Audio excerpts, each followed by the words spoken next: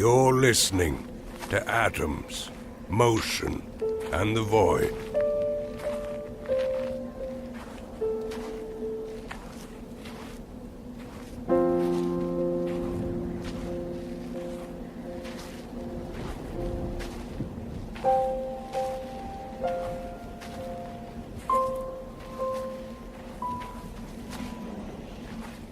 Generally, when I have the urge to walk, it is directly away from the cup and saucer mayhem of civilization, away from the perpendicular portrait of roads and buildings. I walk into the endless collapse of the blurry woods, or over the vein-like bridle paths of some preserve, or up and down the hills and mountains, or along the endless signature of some river. It is not that I dislike people, or buildings, or their assignments. Not at all. Nor am I particularly, or egregiously, fond of nature. No, I do not walk in the woods to find trees. In fact, I often hardly see the sticks and streams. I walk in the woods, in a way, to be erased. Like some curiously inverted Hansel, I leave a path of unfindable crumbs, which, if they could be followed, would not lead me back home, or, rather, while they may literally lead back to my cabin, they would more so extend backward in time to what has been, however temporarily, left behind, a rather moody old man having trouble remembering his point and purpose. As I struggled down the fields of snow into town, it was with the intention that I would, after coffee at the cafe, make my way quickly away into the side woods. Slow going in this mattress of frost, to be sure, but I was in no hurry and had no destination. Going into town, one enters the factory of civilization, the mysterious realm of errands and politics, a vast machine that operates strangely well from its premise of being blown to bits. For the mechanical parts and cogs, the wheels of it, the people, their actions and thoughts, function best and only in disconnected scatter. The cafe was crowded and slush-floored. There was neither place to stand nor sit, so I took my paper cup outside. I sipped for a while in the cold and cast about, wondering which woods to enter, when, on the frigid wind, I tasted the mild offence of a cigar. I am one of those animal-like persons who welcomes fragrances of all variety, good and bad. The torched earth scent of a cigar, like an armchair on fire, has always put me in a better mood. Since I was in no rush, I thought I might, before heading away from it all, wander the icy walks of town to continue my enjoyment of the felonious smoke. I headed down the main street, and losing the scent, I turned more broadly around, scanning without success for the telltale puffs. Along the far side of the square, in his grey tracksuit, I saw Owen Martindale, an 80-year-old marathoner, jogging slowly along. As far as anyone could tell, his entire life was spent exercising. I finished my coffee and dropped the cup in a barrel and prepared to wander off. But I noticed I was feeling particularly content, right there and then, right in the middle of town. It was a beautiful day. 1,000 clean sheets of fresh snow covered over everything, putting little diamonds here and there. I felt limber, my belly warm, and my mind, which had been troubled and low, was now peaceful. I wondered if I might, just this once, promenade the town in place of the wilderness. I continued to the end of the line of the stores, and then crossed back over Main Street, along the sleepier side of the commons, past the post office, the police station, the massive rocket ship of St. Michael's. The town square is not, in fact, a square, but triangular in shape, and for some reason one of these sides has never been usurped to any good use and remains a small, vacant field rising into the forest. During rare, large events, the field is used as a makeshift parking lot. A number of older men and women use the downtown as a kind of frugal sports club, doing breathless laps in the early morning to keep their lungs and legs in finest form. 80-year-old Owen Martindale was the most advanced champion of the club. He used a birch branch in the park for pull-ups. He did push-ups on a flat square of granite before the statue of Theodore Bach, the first resident of Lemon. Owen had about a dozen provisional workout stations in all. One of these was particularly irritating to the ladies in town. Perhaps they were concerned that he might slip as he took his great steps on and off a large park boulder, hands firmly planted on his waist. A footballer's exercise, I termed it to myself. But this activity caused grimaces and grave concern in discussions of fair use of public domains. No matter the weather, Owen wore his storm-grey tracksuit and large white trainers.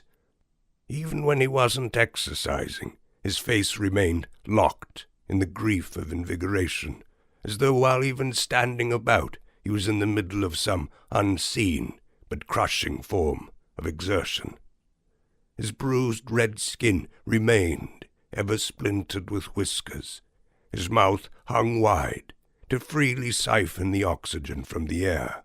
I tried to ignore Owen as I maneuvered past the barren side of the square, and turned my attention instead to the rickety bench near the fire hydrant. The bench was driftwood on a bracken of black-painted iron roots. The hydrant was a knotted thumb rusting from the cement. Conspicuous, both of them, for their mislocation, unsupported as they were by any tissue of function. For here, on this uncivilized side, there was nothing to convey potential involvement. No bus stopped here, and the hydrant was uselessly distant from any building. In point of fact, whenever I mentioned these outliers during casual, in-town discussions that sought the bottom-line meaning of this or that, no one ever seemed to know what I was talking about. The bench, I would say. The hydrant on the abandoned side of the square. Even pointing to it from the cafe, I could barely get a response. It occurred to me, as I moved past them, that the best thing to do here was set the bench on fire one day and see what followed. The next best thing available to an old non-hooligan, I decided, was that I should sit on the bench. As I lowered myself down, I was curious to note that the pressure of my body on the semi-destructed shards caused a kind of stick to rise suddenly upward from the iron mess below. I took hold of this stick, assuming I had broken the bench with my usage, but found the pole completely resistant. Only upon standing did the metal wand dip back into place. I rose and sat several times, watching the disturbing pole snap back and forth. I gave up, finally, in favor of a quiet rest. I watched, infuriating Owen Martindale carry out his duties, doing large sums of pull-ups from the birch branch, then down onto the ground for 100 push-ups. Then Owen went to his boulder. Several old ladies labored by, and complained, but with laughter, as they passed me, that Owen would surely kill himself today. I sat, daydreamed, drifted. It wasn't such a bad bench after all. In fact, being as poorly situated as it was, it offered its own peaceful detachment. When I roused, I noticed, at the top of the reticulating post, a small bit of greenishly tinged sea glass.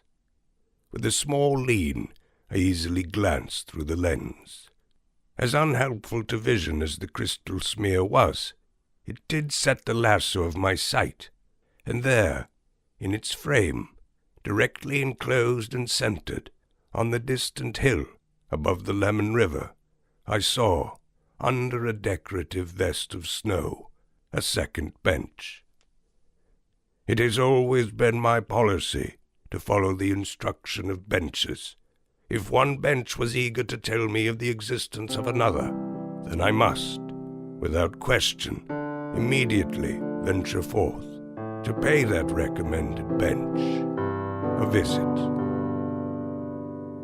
From a bench in the town to a bench in the trees, under fallen old snow, over fallen old leaves,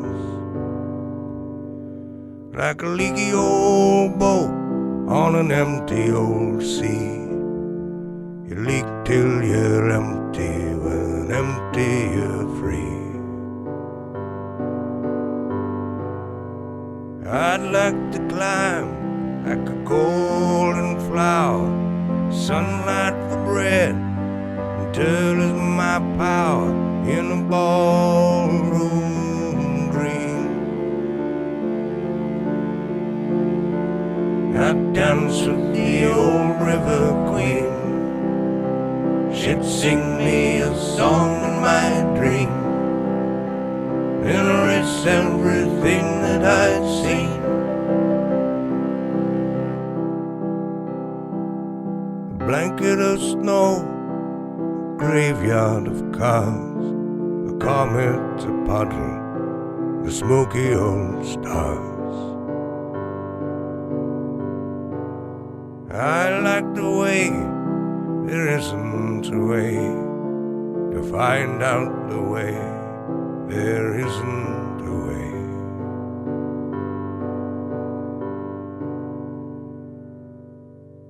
I'd like to climb like a golden flower, sunlight for bread, until it's my power in a ballroom dream.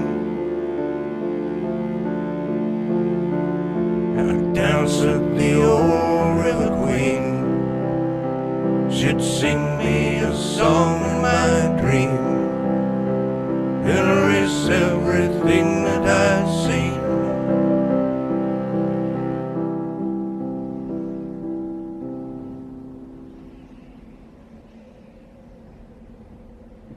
As I departed for the second bench, I grew more and more curious.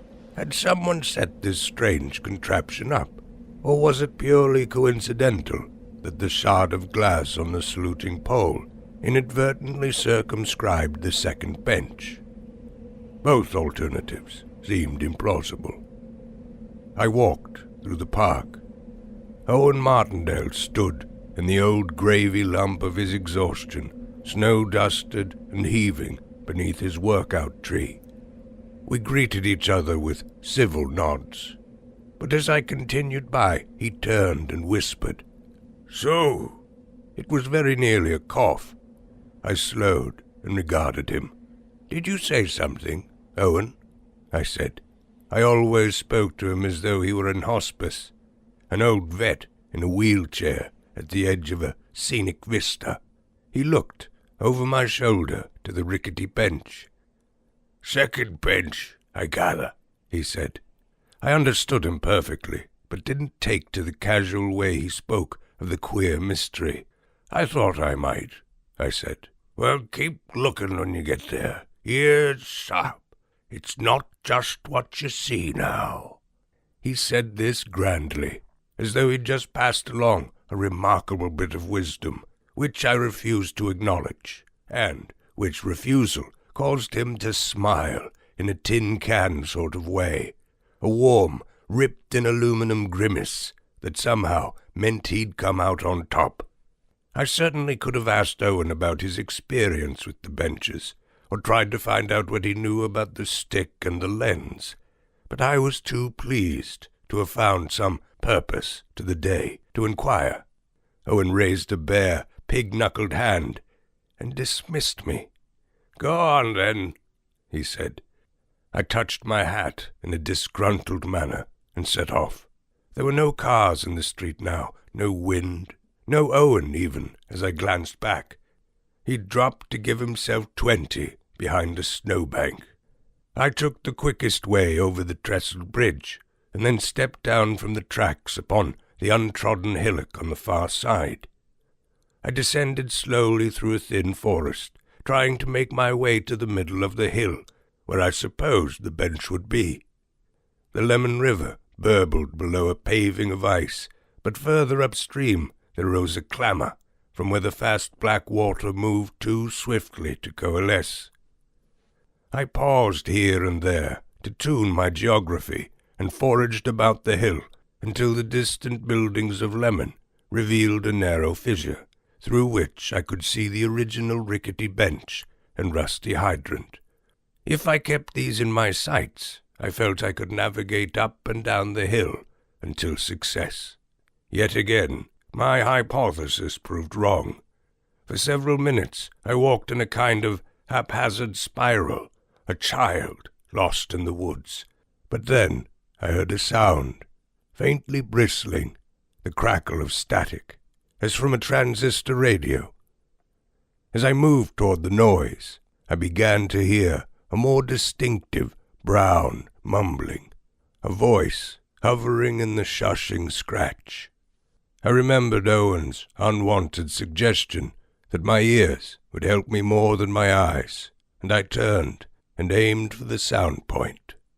Another 2 minutes, and in a low, unexpected place, violating my sense of its location, I found it. The moment I arrived at the second bench, the squelched narration from the transistor stopped. I cleared the snow from the boards, examined the entire bench for signs of any sneaky, reticulating pole, and finding none, I sat. Adjacent to the second bench was a worn-out stump that resembled the knobby hydrant at the first bench.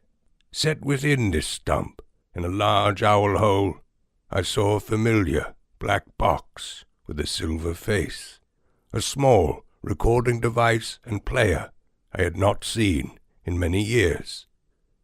A care-recorder. As to the command of my discovery, the care-recorder hissed back to life. So damaged was the sound quality, and so lacking the conversation, and so spotted with long patches of noisy silence, that I at first imagined I was hearing some ancient recording of Thomas Edison or Mark Twain set into a loop. But then something struck me cold. Not the sound of the voice, though it should have, but more so the content.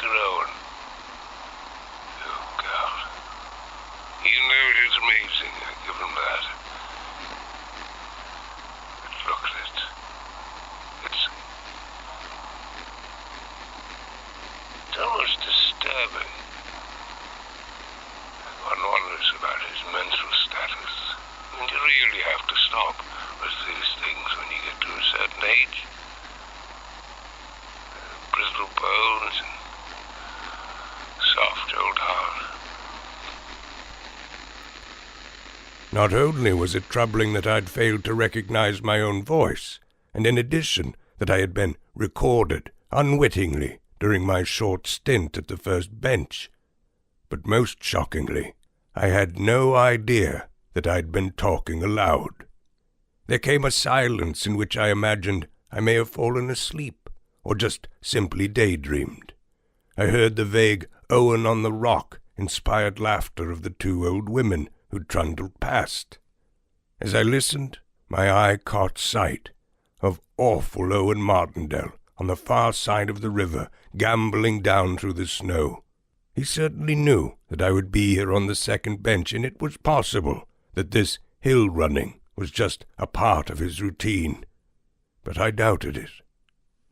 My eyes followed him along. He came to a stop, waved his arms, and then dashed away up the hill. But the place where he'd stopped was arresting in itself, for along that stretch of the Lemon River was a small patch of green and yellow, blown free of snow, a completely cleared parcel of green grass and yellow beach sand, and right in the middle of the sand, at the very edge of the water, a third bench. I was furious with Owen Martindale, and yet my underlying sentiments at that moment echoed exactly my own earlier ones. There's really no choice, I'm afraid. If one bench tells you about another bench, you go.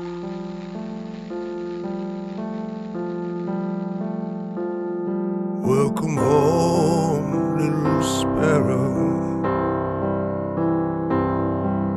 Settle your wings and I'm at your command, 'cause I've trained in the treetops, and I've built you a nest in the palm of my hand. Soon we'll take the night home. Bury it deep in a hole in the ground. I'm as plain as a preacher, and I'm sharp as an arrow. I'm as poor as a fingerprint, and as sure as Aladdin. Shake like a rattle. I'm as cold as a window pane, and as low as an anchor, and as clean as the deep, deep blue sea.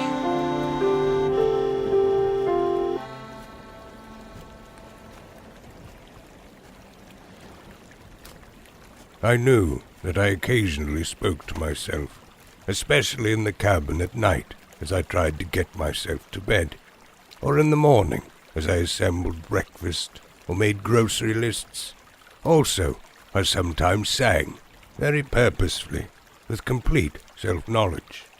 But I was absolutely sure, despite the evidence, that I did not chat to myself like a silly bird in a tree, going about describing the minutiae of my experiences to invisible friends. Inconceivable. It was vexing, and I rejected it. This ruling that I had not spoken to myself thus created a fresh possibility, and within this nexus of strange benches and secret recordings, I perceived that I was being subjected to some unpleasant practical joke. There was no whimsy here, but something cold, possibly cruel, all of which bore the signature of that near-death Adonis, nasty tracksuit Owen Martindale. But yet, I could not help it. The third bench, threatening as it was in the wrong greenness of grass, beckoned. I hated obliging Owen, who obviously wanted me to make my way to the third bench, yet I had to satisfy my own curiosity. As I walked down the hill toward the ice, I suddenly noticed my own lips quivering, involuntarily their rebuke of Owen, and of the possibility of myself talking. I was arguing, out loud, how it was not true that I talked to myself in the exact way that I was. At the river's edge, I petted at the ice with the toe of my boot. Then with my stick I began to pound down as a further test. I never trust ice. It is, without question, the least reliable form of water. But as I was loath to lose my vision of Owen's sinister green oasis and the third bench, I decided to cross the river to keep it all in steady view. Out on the ice, the sound of my stick continued to issue a reassuringly tight report. But as I crept onto the wind-blown middle, the white ice grew dark, window-thin. I could see the cloudy fingers and pin bubbles of water thieving madly below. I pushed along in a semi-panic, and soon was gliding gingerly forward. "Owen Martindale," I thought to myself, "what are you up to?" Drossy rags of fog lifted from the open water ahead. Could there be, I wondered, a hot spring hereabouts? There were a number of these, lurking thermal pools in Lemon, hidden in the low woods, smoking puddles in the valley. Perhaps such a spring resided beneath the small grotto. I kept my eye fixed on the bench in the sand, and sighed with relief as my feet finally hit land. Even at this distance, I could see the third bench had its own version of the hydrant in the form of a small, witch-like wood stove. At the eerie line between snow and grass, I hovered as Alice poised above the rabbit hole. I leaned down, removed a glove, and touched the warm, soft, spring-like earth. I approached the third bench as though it were not a bench at all, but a wild, sleeping animal. It looked entirely similar to the other two benches, a ruckus of sticks on a skeleton of iron. As I took my requisite seat, a light sparkled in the open grate of the witch's wood stove. Where on the second bench I had heard the sounds of myself at the first, at this third bench I was now given witness to that original event. The small oblong screen glowed black and yellow, and I watched a film of myself approaching the first bench in the square. I saw myself sit down, stand, sit, struggle with the stick, my mouth moving along the whole time as I chatted with my invisible friends. After a while, I stopped standing and sitting, stopped fiddling with the stick, stopped even talking to myself. And then, remarkably, I watched myself do the most unexpected thing.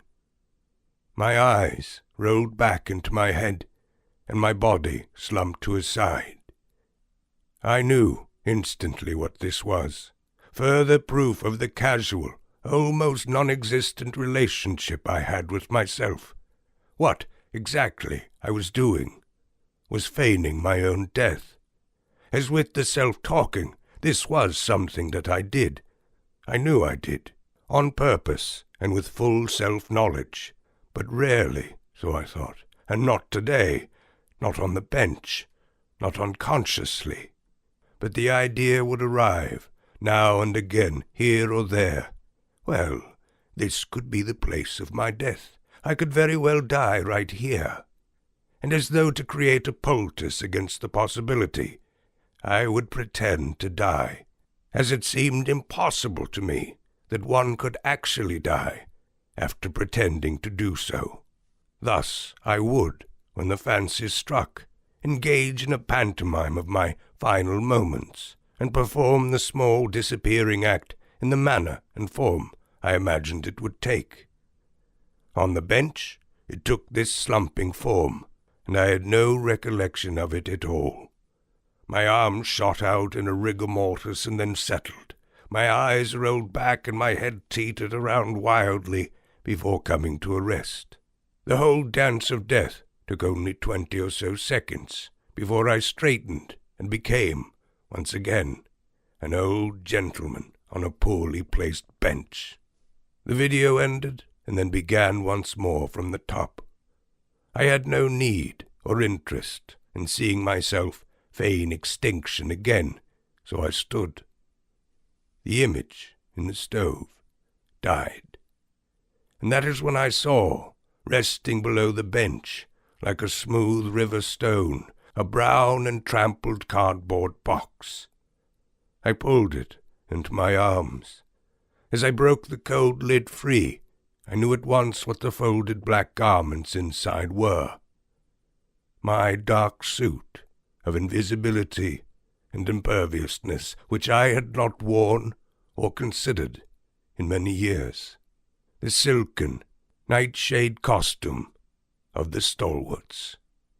There was a note tucked between the shirt and pants that read simply, "Do nothing until it is required," which, to the Stalwarts, carried a particular sort of meaning. It was not an injunction that I carry on with my life until some phone call was placed or a mysterious new message arrived. It was quite literally an order that I stay exactly where I was. I was talking to myself again, my mouth narrating the discovery, but this time I listened. There was both pleasure and fear in my voice as I heard myself say it again and again. My old Annaleakin. Isn't that something? My old Annaleakin. I lifted the onyx shirt into the air, my hands trembling, the wind blowing soft above the impossible green grass in the warm air of this small hot springs oasis by the river. I unbuttoned my coat and kicked off my boots, a stalwart, apparently, once more.